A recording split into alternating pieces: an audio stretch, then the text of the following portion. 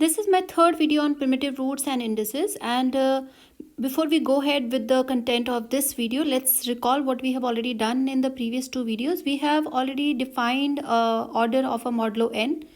So we say order of a modulo n is k if a raised to power k is congruent to 1 modulo n, and k should be smallest integer satisfying this condition. That means there should not be any smaller quantity than k, a smaller positive integer than k, which satisfies such congruence classes. We have also discussed when we say it is a primitive root. If the order of a is phi n, then we say that it is a primitive root. And we have also calculated how to calculate this case such that this equation, this congruence 1 is satisfied. And for this we have done this theorem that a have order k modulo n, then a raised to power h is congruent to 1 modulo n if and only if k divides h, and similarly k divides phi n in particular. In my last video we have also done that a raised to power k is modulo n, and if we want to find what is k, so this means what we need to do is we know a raised to power phi n is always going to be congruent to 1 modulo n, and of course we are talking that the GCD of a n is equal to 1, and in this circumstances k is always less than phi of n. So this means to find this k, what we do is to find k in context to this theorem that I have listed here, we find d divisors of phi n. So k should be chosen among the, k lies among the divisor of phi n. So this means from here there is a one important question that is very prominently that has been asked. And what is the question based on this set? The question here is it always true that there exists an integer a having order d modulo n? So this means I want to choose an integer a that have a order d modulo n. So let's take an example to explain this point, and I am considering an example here. Let me to take n is equal to 12. Let n is equal to 12, and if n is equal to 12, this is going to be in my modulo condition. So this means phi of 12 is 4. And how I calculated phi of 12? We can write phi of 12 as in the prime factorization as 2 square into 3. This means it is 12 into 1 minus 1 by 2, 1 minus 1 by 3. That is the formula for phi n calculation. So this means it is 12 by half and into 2 by 3. And we see here 2 is cancelled with this 2, and 3 will make it this 12 as 4. So this whole quantity is 4. This means I got phi of 12 is equal to 4. And now divisors of phi 12. Divisors of phi 12. What are the divisors of phi 12 are? This are the set 1, because I want to find the divisor of phi 12 which is equal to 4. So this means we are talking about divisors of 4. So the divisors of 4 are 1, 2 and 4. Okay. So we want to choose, that means corresponding to this order. So if I take this quantity as a raised to power k is congruent to 1 modulo 12. We know what is k. K belongs to the set 1, 2 and 4. So that means we need to search A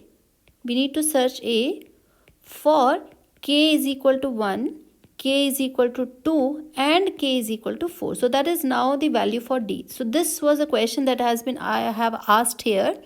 Is it always true that there exists an integer a having order d modulo n? So that is the d, or I may say here as. So this is actually the value for d. Okay. So these are the values for d that we have considered. Now, and what could be this a? Now a and 12 should have the GCD 1, because whenever we talk about the order, for order definition, for order a and 12 should be 1. So this means the possible choice of a can belong to the set 1. So this I'll write it like this: a belongs to 1, 5, 7, 11. Because for all other cases For a and 12 should be 1, because for all other cases the GCD of a and 12 will not be 1. So if I choose a from the set 1 to 12, 1 to 11, and for all other number which are beyond this 11, because 12 is congruent to 0 modulo 12, for all the other number 12, 13, 14, this set is going to repeat here. This set is going to come up back into this, and we need to only search the incongruent sets, obviously. So a can be possibly take the value this one. And now let's verify, let's calculate for this. If I take a is equal to 1, if you take a is equal to 1, so what it will become? 1 raised to power 1 is congruent to 1 modulo 12, which is fine. If I take a is equal to 5, then there is a possibility 5 square is congruent to 1 modulo 12. This is also true. If we take a is equal to 7, then, so that is my third choice. If I take a is equal to 7, so this means 7 square is congruent to 1 modulo 12. This is also fine. And if I take a is equal to 11, so that means 11 square is congruent to 1 modulo 12. But we see here d is 4. So d can take value 1, d can take value 2, and d can also take value 4. So this means, so for d is equal to 4 or k is equal to 4, there does not exist an integer a such that a raised to power k is congruent to 1 modulo n. So this means it is not always true that corresponding to every divisor of phi n we are going to have this congruence satisfied. And in a similar reasoning process, we have another theorem relating to order. And what is that theorem? Let's write the statement of the theorem and then we'll prove. If the integer a has order k modulo n, then a raised to power I is congruent to a raised to power j modulo n if and only if I is congruent to j modulo k. So this means here we are relating the powers of a, and this is related only if and only if their exponent I and j are also congruent to each other modulo k. Now let's do the proof of this theorem. So because it is if and only if, so I'll prove one sided first and then we'll prove the other sided. So let me to take first this sided result. So we'll take given a raised to power I is congruent to a to the exponent j modulo n. And we may assume that whenever that I is greater than or equal to j. So if they are equal, then automatically this result will always hold. If they are equal, so that means k is always going to divide 0. So we'll assume that either I is greater than or equal to j or j is greater than or equal to I. And also we know GCD of a and n is equal to 1 because we are talking about the order definition, because a has order k modulo n, and whenever a has order a modulo n, so this means a raised to power k is congruent to 1 modulo n. And in the definition of order, we have already justified in my previous video, even if it is not explicitly mentioned, that the GCD of a and n has to be considered as 1. Now we may cancel. So we may cancel like powers. We may cancel like powers of a in congruence 1, because we have considered that, considering that I and j are not always exactly equal, any one of them may be greater than the other one. So we cancel the like power. Suppose if we had something like a square is congruent to a 5 modulo n. So for example, something like this was already given. So we may cancel both sides because the GCD of a and n is equal to 1. This will leave us an congruence something like this. Okay.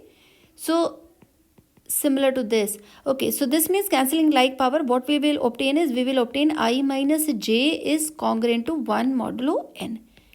Now why I have leave I minus j? Because here I have considered I is greater than or equal to j. If we have considered j is greater than or equal to y, then in this place we could have left a to the exponent j minus I. Okay, now from here what we do is, and according to the previous theorem that we did in this chapter, according to previous theorem, or let me to recall here according to this result. So let me to call this as the star result. Did we have used star equations somewhere else in this case? No. And according to this star result that we have already proved in my earlier video, we can say the above congruence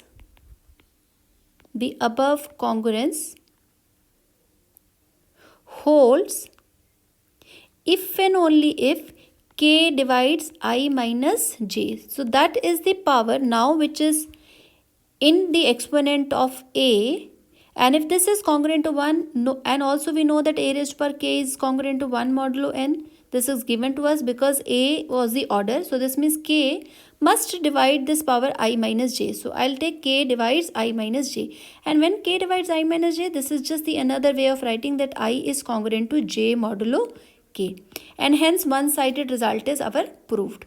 So this is what we wanted to prove this case.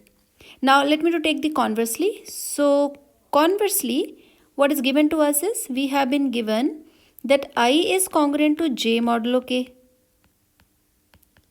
And what we need to prove is to prove a raised to power I is congruent to a raised to power j modulo n.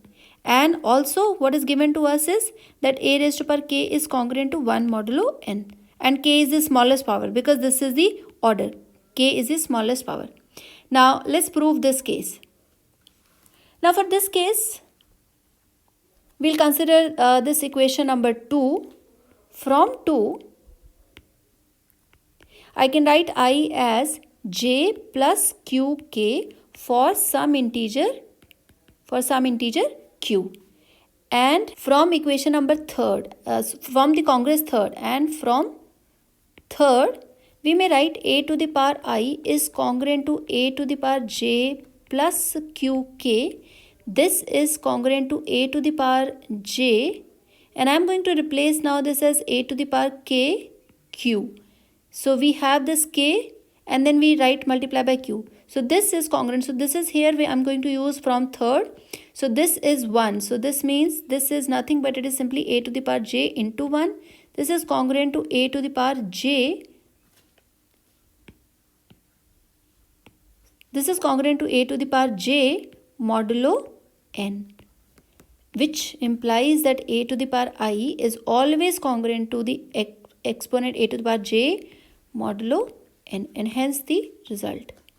Now we have a small corollary based on this result, and which says that if a has order k modulo n,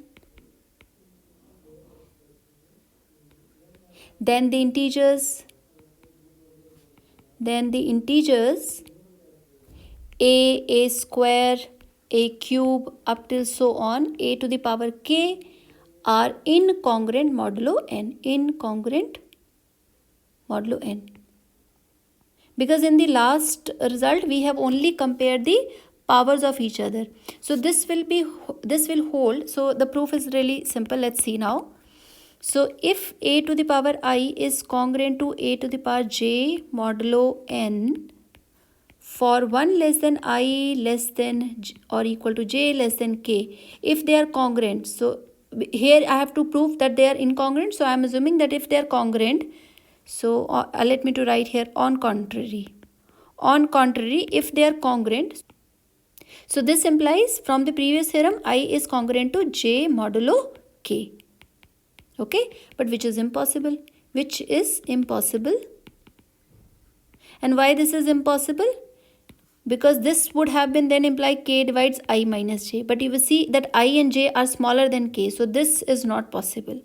So whenever we talk about this whole set, they are incongruent to each other. If a raised to power k is congruent to 1 modulo n, or I may say a has order k modulo n.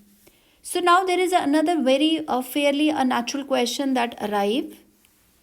And what is this question now arrive from here? Is there a possibility to express order of any integer order of any integral power of A in terms of order of A. In terms of order of A. So this means we already know what is, so what I want to say here is, suppose that we already know that A raised to power k is congruent to 1 modulo n, and then we want to know what is the order of A raised to power q. What is the order of some integral power of A in terms of order of A. To answer this question, we have the following theorem, which says if the integer A has order k modulo n and h is greater than 0, then A raised to power h has order k by GCD of h and k modulo n. So that means it talks about the exponent of A's order. Okay. So let's now prove this theorem. Now to prove this theorem again, I am considering that A has order k. So if A has order k modulo n, so this means obviously there are two things which are obvious, that the GCD of A and n has to be 1. This is what we have to consider. And A raised to power k is congruent to 1 modulo n. And also there is no smaller power than k for which A raised to power k should be congruent to 1 modulo n. And now let me to consider D as the GCD of h and k, because this is what we need to then divide by k, and we need to ensure that A raised to power h has order. This whole will become the order modulo n. That means what we need to prove is A raised to power h to the power, this is order, so this means k divided by GCD of h and k. When we take the power of A to the power h as this quantity, this should be congruent to 1 modulo n. So this is what it makes, that order of A raised to power h is this. So we are not talking about only A, but we are actually talking about the exponent of A's order. Okay. So for this purpose, let me to take D as the GCD of h and k. And this implies, because D is the GCD, so h can be written as h1d and k can be written as k1d. And where now I take that h1 and k1 is 1. Because this was the greatest divisor, so I have already taken greatest divisor. So the remaining quantity will not have anything common. So we can take that the GCD of h and k is equal to 1. Now this implies that A raised to power h, and if I take to the power k1, so this is A raised to power h1d, substitute the value for h, and then we take to the power k1. What is k1? K1 would be k by d from here. This means I am saying that it is A. Let's take k inside. D and D are going to cancel now from here, these two. And let me to take h1 outside. We already know that A raised to power k, this is 1 to the power h1, and this all is going in modulo n. So this implies A to the power h to the power k1 is congruent to 1 modulo n. So we got that k1 appear as the order of h. Okay, and what is k1? K1 is k by d. And this means it is k by d is GCD of h and k. So one result is proved here, but it is not complete. Why it is not complete? Because we wanted to also show. So we also want to show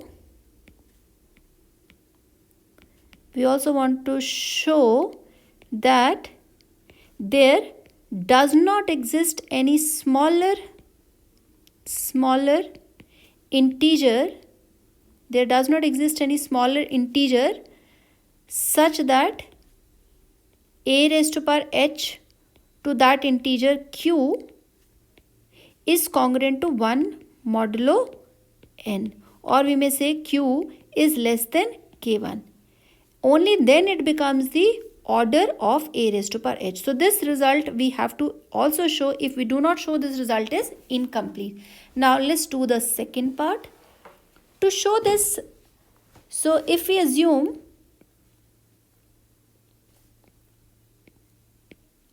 to do this, we take if A raised to power h is assumed to have order R modulo n, then R must divide K1 because K1 is already there, because we already have a raised to power h to the power K1 is congruent to 1 modulo n, and we assume that a raised to power h has order R, so this has to be smallest, so R must divide K1. If R divides K1, so this means a to the power h R, this is congruent to a to the power h whole to the power R, this is congruent to 1 modulo n, and this means that k divides hr, because this means from here we already know that a to the power k is congruent to 1 modulo n. Now we don't see the exponent order, we simply see the order of a, and k was the smallest quantity. So if I treat this whole quantity all together, so this means k must divide hr, and if k divides hr, this means k1d must divide h1 dr. So substitute the value for k and h. If this hold, this implies k1 divide h1r. We can cancel out d on both sides. And because the GCD of k1 and h1 is 1, so we can apply by Euclid's lemma. By Euclid's lemma, what we know is that if k divides the product of h1 into r and the GCD of k1 and h1 is 1, so this means we simply say that k1 must divide r. If k1 must divide r, so we have now the equation delta and we have the equation double delta. Both are possible only in the circumstances when this and double delta implies that r must be k1. So if r is k1, so we have assumed now here that a to the power h is assumed to have order r. So order r, that means that was the smallest power, and smallest power comes out to be k1. And this was the second part we wanted to prove in this case.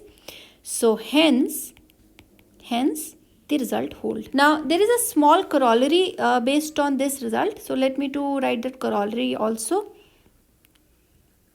So in that corollary it is very clear. Let A has order k modulo n, then A raised to power h has order k modulo n, and what will happen? When will this happen?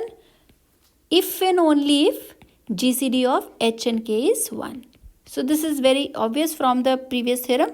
So the proof is very clear, because A raised to power h has order k divided by GCD of h and k. So this should be congruent to 1 modulo n.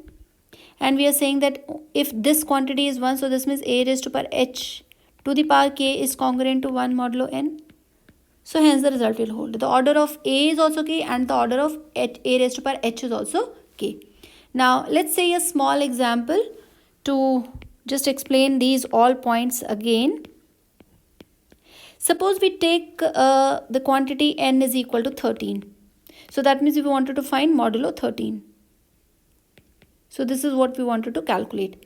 Now for modulo 13, I am going to consider all the possible integers, and then let's write their order. So what are the integers corresponding to this? Because the possible choice for A can be all those integers 1 to 12, as the GCD of A and 13 is 1. So I am going to write integers here, and here I am going to write their order. So if this is 1, 2, 3, 4, 5, 6, 7, 8, 9, 10, 11, and then we have 12. So these are the integers, and here I write their order. So this is 1, this is 12. Now suppose you want to write the order of 4. So 4 is, now here 4 is what? This is 2 square. So you know the order of 2. We know the order of 2. To know the order of 4, I am going to use this theorem. So to calculate order of 4, we see 4 as 2 square. We see 4 as 2 square. So this means it is exponent of 2. It is exponent of 2. Okay. And in this case 2 to the power h. What has the order of 2 to the power h? This is k divided by GCD of h and k. So if I apply this result, if we apply the result, what will I have? Applying the result, h is 2 and what is a k? K is 12 because we have seen here the order of 2 is 12. Okay. So this is 12 and this is k is equal to this. So that means 2 to the power 2. So this implies 2 to the power 2 has order k. K is 12 divided by GCD of h and k.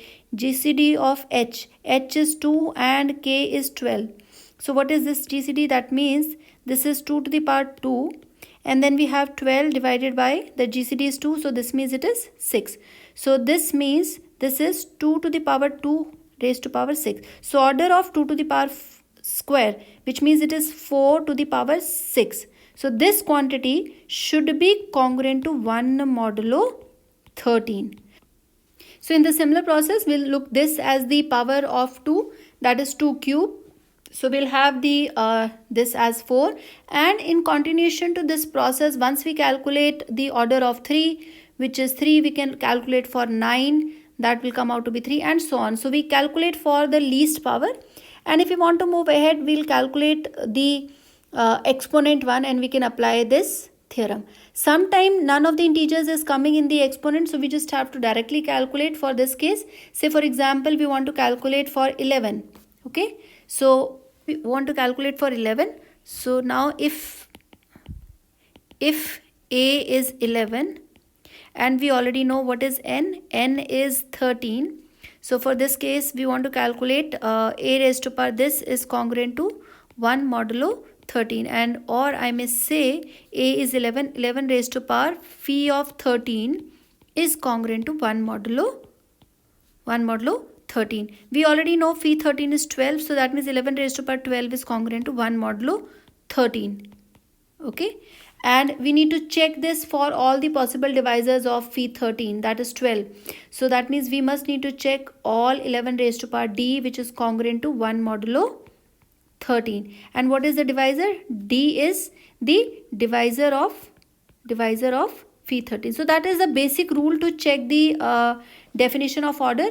But in case we can expedite our calculation, so we can use this result which is based on the exponent calculation to calculate the order.